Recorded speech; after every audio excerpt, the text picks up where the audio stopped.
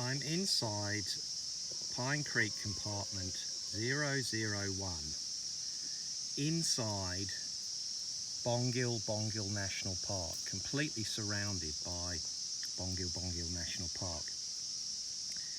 This area is not endorsed or supported by any conservation group. There is no one fighting for this area. So I just want people to understand just how much is being lost by not understanding that the plantations within the so-called Great Koala National Park need to be included in a greater koala park because they are critical to the ecosystem structure and function of the koala habitat around them and within them. All these dots are koala records. This area here is the plantation. I'm on the edge of the plantation. I'm just inside the plantation, and I'm inside a remnant within the plantation. Here is a grey gum, and again lots of koala scratches on this tree. This is a habitat tree inside natural forest, remnant forest within the compartment 1 plantation area. So I'm going to go through now the different layers of polygon to show you what's going on. So I've turned off all the layers now. Here's the plantation, established in 1995, and it's been excluded from the assessment area, but inside the boundaries of the plantation are areas of original remnant forest.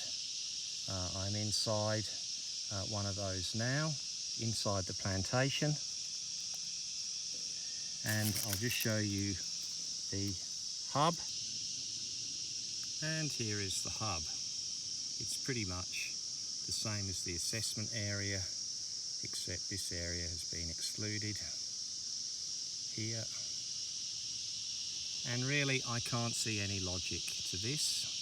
Whatever the calculations that the Office of Environment and Heritage may have used, it's pretty obvious what's koala habitat because you can see it on the ground. And here it is.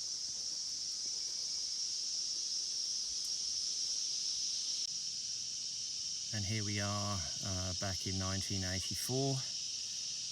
This is the remnant as it had survived from the plantation establishment that occurred prior to that. This area has gone through 2 sets of clearing and plantation establishment. One here in the late 70s and then in the mid-90s. But this remnant here that I've delineated in reds was there and remains to this day, but it is outside the assessment area and outside the hub because the plantations have been excluded. And just to show you how silly and ludicrous these boundaries are, I'm inside the koala assessment area now. See that big canopy? There it is.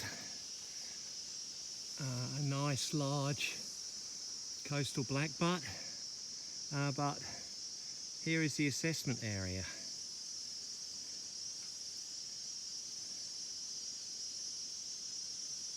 Full of lantana and spindly trees. So I just had to beat a hasty retreat from my destination due to a large and angry nest of jack jumpers. and I'm about 5 meters or so away from this large bloodwood.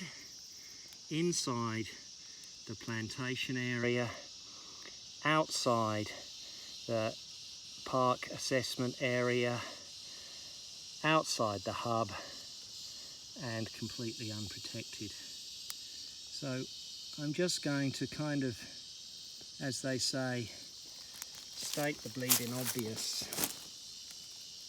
Here we are inside the middle of Bongil Bongil National Park, with a logging compartment inside, with plantation inside.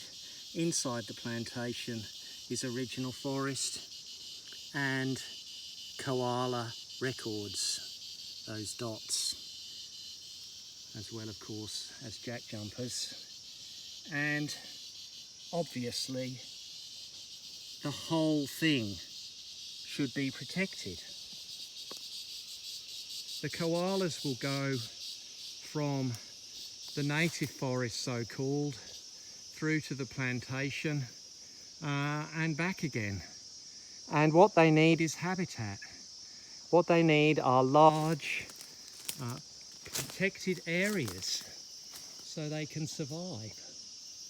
And if we slice and dice what we have here, as we are currently doing, there will be no future for the koala.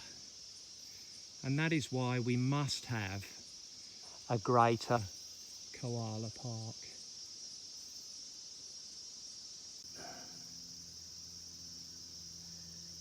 And we'll just go through the record. Here's that bloodwood in 2017.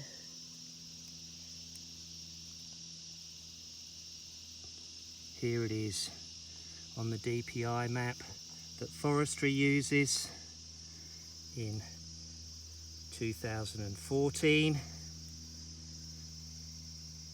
Here it is in 2011. Here it is in 1984.